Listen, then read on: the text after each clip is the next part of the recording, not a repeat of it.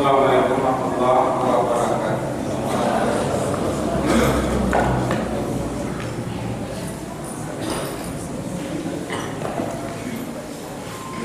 Bismillahirrahmanirrahim. Alhamdulillahirabbil alamin.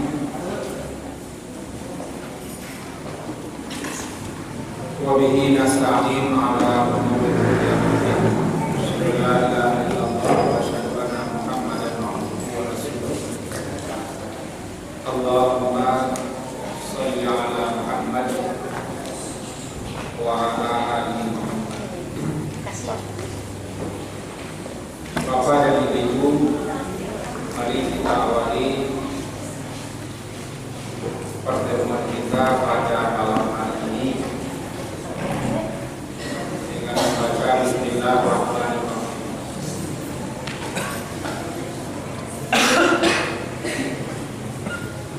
Alhamdulillah, kita puji Allah. Salawatullah Rasulullah Allahumma shalli ala Muhammad wa ala ali Muhammad. Bapak dan Ibu, sebagaimana yang telah kita ketahui bersama bahwa ikhlas merupakan dasar daripada amalan hati.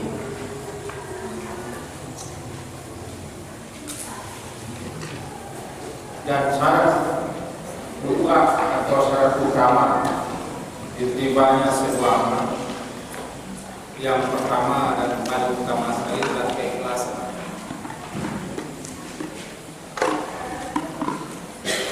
Maka segala amal, segala perbuatan, segala apa yang kita lakukan, meskipun yang kita lakukan itu baik, tidak salah, tidak berdosa, tetapi kalau tidak didorong oleh keikhlasan, maka apa yang kita perbuat itu tertolak, diterima oleh Allah Subhanahu wa Ta'ala. Ini telah panjang lebar kita jelaskan dalam pertemuan yang sudah. Maka pada malam hari ini kajian kita adalah agar kita lebih termotivasi, terdorong untuk terus-menerus berupaya agar semua yang kita lakukan ini ikhlas. Maka tidak ada salahnya kalau malam hari ini kita kaji tentang keutamaan ikhlas dan tanda-tanda keikhlasan.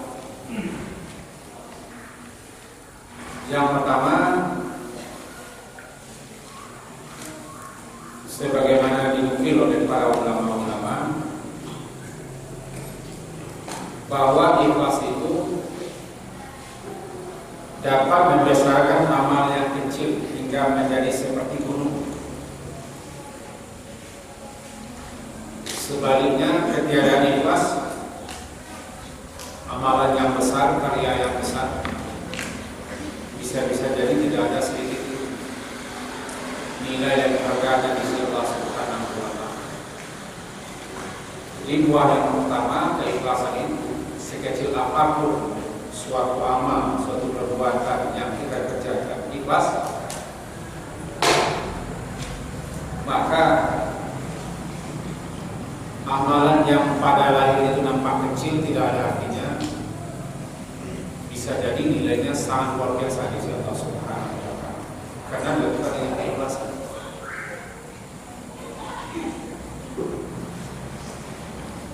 Sebaliknya, sebanyak dan sebesar apapun suatu amal, suatu perbuatan yang kita lakukan, tetapi tidak didasari oleh keikhlasan, bisa jadi amalan itu tidak ada sedikit pun artinya di sisi Allah Subhanahu wa Ta'ala.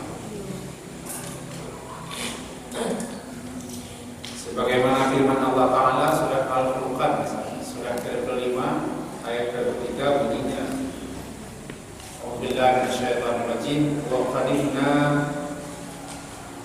ila ma amilu min amal faja'alnahu haba'an manthura. Surat Al-Furqan surat yang ke-25 ayat ke-23. Dan kami hadapi segala ma'amil, segala apa yang mereka lakukan, mereka amalkan daripada suatu amal. Faja'alnahu, lalu kami jadikan amalan itu haba'an, bagaikan debu manthur yang berterbangan, tiada arti. Amalan ayat ini mula-mula ditujukan untuk orang kafir. Dalam sekian banyak riwayat, antara lain dapat kita ambil keringkasannya, ada orang-orang kafir Quraisy di zaman Rasulullah SAW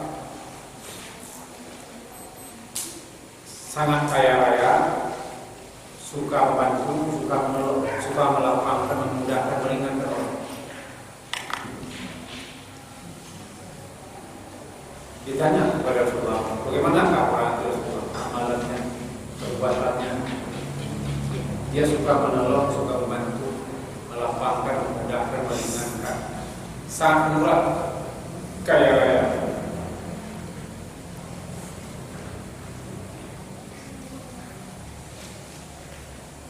Dibaca Rasulullah ini,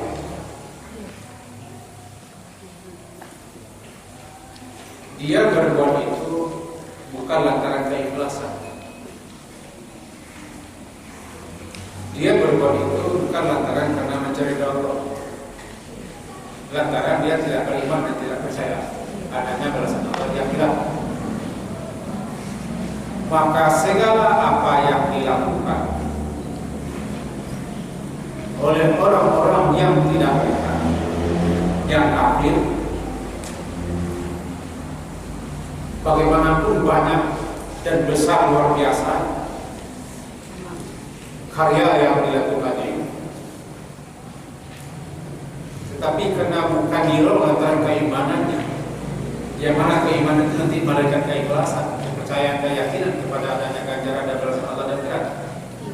Wa qadimna ila ma amilu min amalin faja'alnahu haba'an manthura. Amalan yang dilakukan mereka itu kami jadikan bagaikan debu-debu yang berterbang, tidak ada artinya. Karena yang mereka perbuat itu bukan didasar, didorong oleh keikhlasan. Orang kafir tidak pernah punya ikhlas. Mereka tidak tahu apa artinya ikhlas. Ikhlas itu kan istilah orang beriman, yaitu seseorang yang lantaran percaya dan yakin bahwa apa yang dikerjakannya pasti Allah melihat, Allah mengetahui, dan tidak ada yang sembunyi bagi Allah, dan Allah janjikan untuk memberikan balasan ganjaran untuk orang itu dunia dan akhirat. Itu yang mendorong orang untuk berikhlas. Orang kafir tidak ada kepercayaan. Jadi yang pertama, buah ikhlas itu adalah sekecil apapun sebuah amal, kalau dikerjakan dengan keikhlasan, bisa jadi kecil di mata kita, tapi insya Allah sangat besar. Sebaliknya, jika suatu pekerjaan itu tidak ikhlas, betapapun besar dan banyak, bisa jadi media massa mengatakan dia orang yang luar biasa, suka mengerti terangnya, suka membantu, suka menolong, jadi bisa dicalon dia, misalnya begitu. Tapi kalau itu tidak dikerjakan yang bukan lantaran keimanannya, ya haba'an itu loh, jadi debu-debu ya. Ada. Ini yang pertama. Kuatnya. Jadi dengan begitu, ada kalanya amal yang sedikit menjadi banyak pahalanya karena dan sebaliknya ada kalanya amalan yang besar menjadi kecil, bahkan tidak arti bila itu dilakukan dengan tidak ikhlas. Itu yang pertama.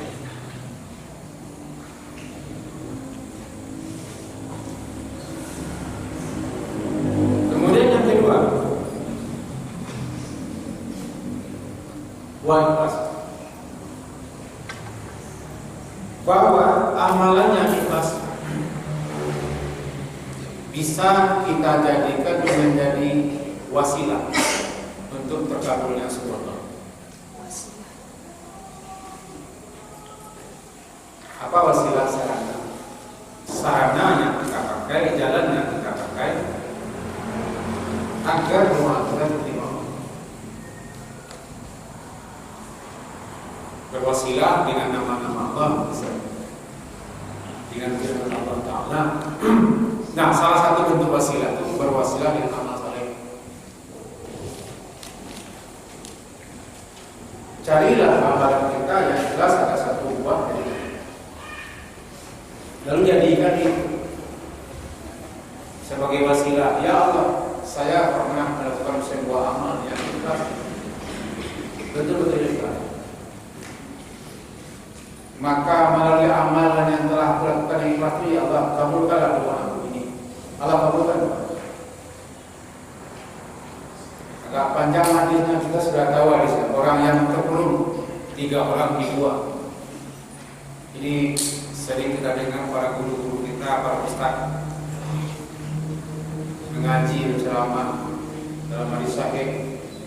Ada 3 orang yang terkurung dalam gua. Ketika 3 orang ini mengembara kemudian mereka berlindung ke sebuah gua, tiba-tiba longsor ketutup pintu gua, kan begitu ceritanya. Ketutup pintu gua oleh longsoran batu-batu besar. Tidak ada kekuatan yang mampu untuk menyingkirkan batu-batu besar di pintu gua. Lalu di antara mereka mengusul, mari kita berdoa kepada Allah. Nah, ada lagi cara lain bagi kita, kecuali hanya berdoa kepada Allah. Kemudian kita masing-masing berdoa kepada Allah dengan mengandalkan amalan ikhlas. Kan akhirnya terbuka pintu gua. Yang satu berdoa, ya Allah, saya pernah ikhlas membantu orang tua saya begini. Yang kedua, saya pernah ikhlas, ya Allah, memelihara, menjaga harta anak buah saya yang diambil-ambilnya gajinya. Yang satu lagi pernah ikhlas membantu seseorang perempuan yang hampir lagi dizinainya. Masing-masing berdoa ikhlas, mustajab doa. Tapi kita kan kalau disuruh orang carilah amal yang paling ikhlas untuk berdoa kepada Allah.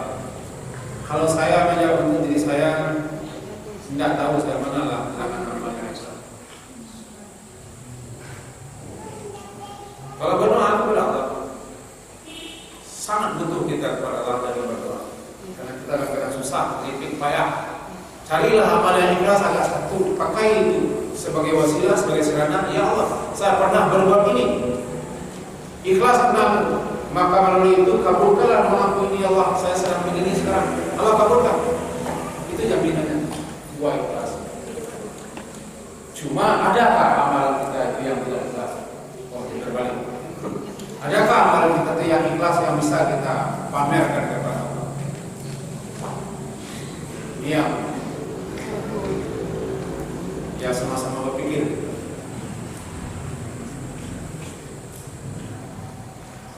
Nanti kita jelaskan secara sedikit tanda ikhlas itu. Tanda keikhlasan sebuah amal. Ini buat ikhlas yang kedua.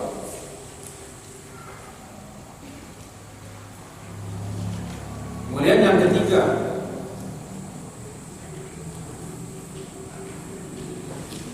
kalau bisa dikatakan bahwa keikhlasan dalam berbuat itu dapat membersihkan hati daripada rasa dengki, iri, tamak atau serakah.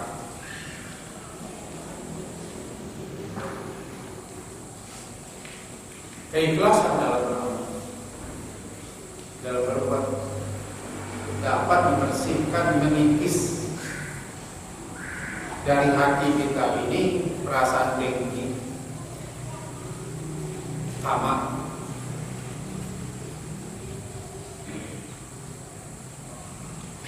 Apa maksud? Dalam hadis riwayat Imam Nasa'i menyatakan ini sebagai hadis sahih. Innallaha la yaqbalu minal 'amal illa ma kana khalisan wa ridhabi wajh.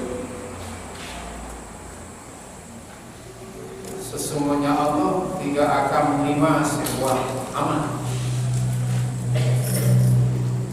melainkan jika dilakukan dengan ikhlas karena ingin mendapatkan ridha dan balasan Allah Subhanahu wa taala. Dalam uraian hadis ini para ulama menyebutkan bahwa apa kaitan keikhlasan dengan hilangnya rasa dengki? Orang kalau betul-betul ikhlas dalam berbuat suatu amal, suatu pekerjaan, suatu perbuatan, suatu ibadah, dengkinya tidak ada. Apa itu dengki? Dengki kan ketidaksenangan melihat orang lain mendapat sesuatu atau melebihi kita, atau istilah yang paling sering dibaca oleh SMS, susah melihat orang senang, senang melihat orang susah, namanya hasad.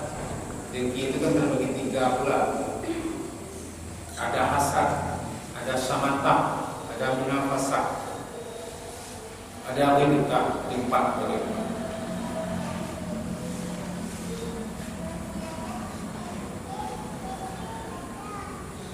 Jadi orang kalau ikhlas dalam berbuat sesuatu, dalam melakukan sesuatu, ikhlas dia, bukan ikhlas di mulut, bukan ikhlas dalam bentuk bacaan, itu bentuk ikhlas dia. Hilang kedengkian dalam hatinya. Kenapa? Tadi sudah kita katakan bahwa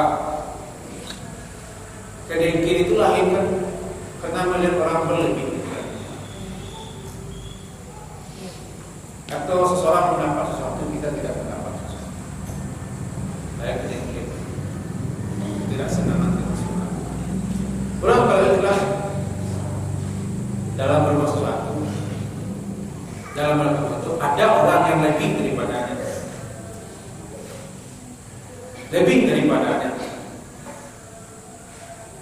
sehingga orang itu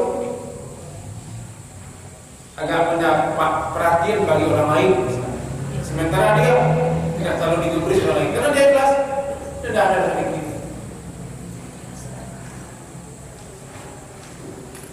Kalau masa anak-anak, seorang ibu kadang-kadang sering memuji anaknya satu, saya terus dipuji. Seorang bapak juga begitu, dia yang satu ini tidak pernah, dia pernah menyaku, dia pernah begini.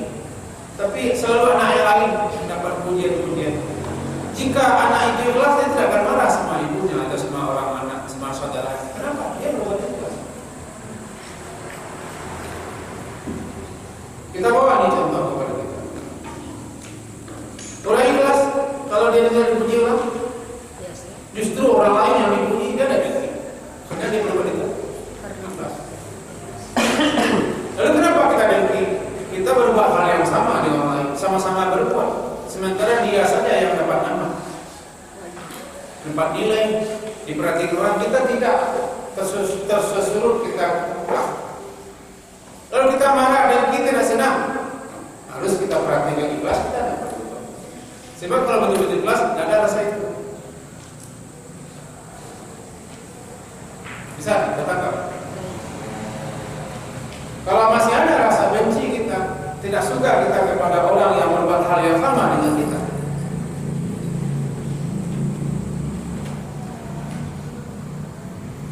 sementara disapa pun tidak kita lakukan, apalagi dipuji. Sementara dia disebut-sebut terus setiap sebentar. Apalagi yang diperbuatnya sekali-sekali kita sering berbuat. Kita tidak akan marah sama dia, kita tidak akan ingin karena kita berbuat dengan maka keikhlasan itu adalah mengikis rasa dengki. Juga tamaknya serakah. Cara apa yang ada? Dan Allah tidak akan terima amalan yang tidak ikhlas itu seperti itu. Dan itu pertanda ketidakikhlasan. Apa pertanda ketidakikhlasan? Kita tidak mendapat sesuatu sementara orang lain dapat sesuatu. Padahal kita sama-sama bekerja. Malah kadang-kadang kita yang lemah, kita yang menang, bahkan tidak istirahat. Sementara dia bekerja sekali-sekali, mendapat perhatian. Ketika itu kita harus tanyakan hati kita. Kita berbentuk apa? Itu yang ketiga. Di antara buah keikhlasan. Buah keikhlasan. Kemudian yang keempat, buahnya juga.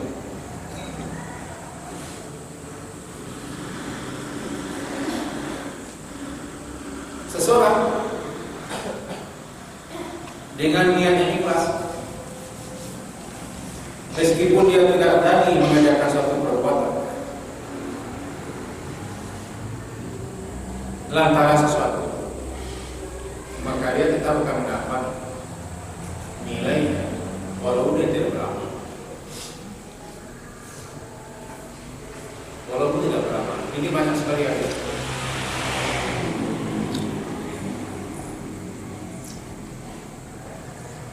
Dalam surat At-Taubah, surat ke-9 ayat ke-92, di situ disebutkan bahwa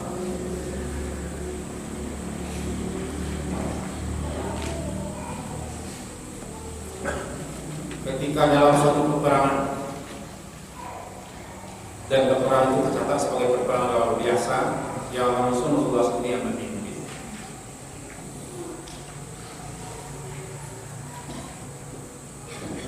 di mana peperangan itu menempuh perjalanan sangat jauh sampai sebulan melalui padang-padang batu yang padang pasir. Lalu orang-orang yang punya harta bisa mempersiapkan kendaraan dan harta. Catatannya orang berperang menggunakan harta sendiri, kendaraan sendiri, perbekalan sendiri, bukan digaji seperti kita.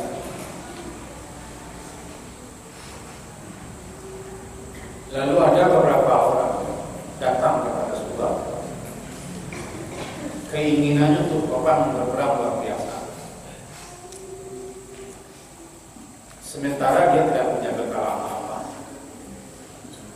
kendaraan pun tidak ada. Lalu datang kepada Rasulullah, kami sangat ingin ikut berperang fisabilillah, ingin pula kami mati syahid. Lalu Rasulullah SAW ringkasnya menanya ke sana ke sini, kira-kira apa ada anak kendaraan yang bisa membawa orang ini pergi berperang? Ada anak berbekal lain yang bisa itu jadikannya bekal berangkat berperang.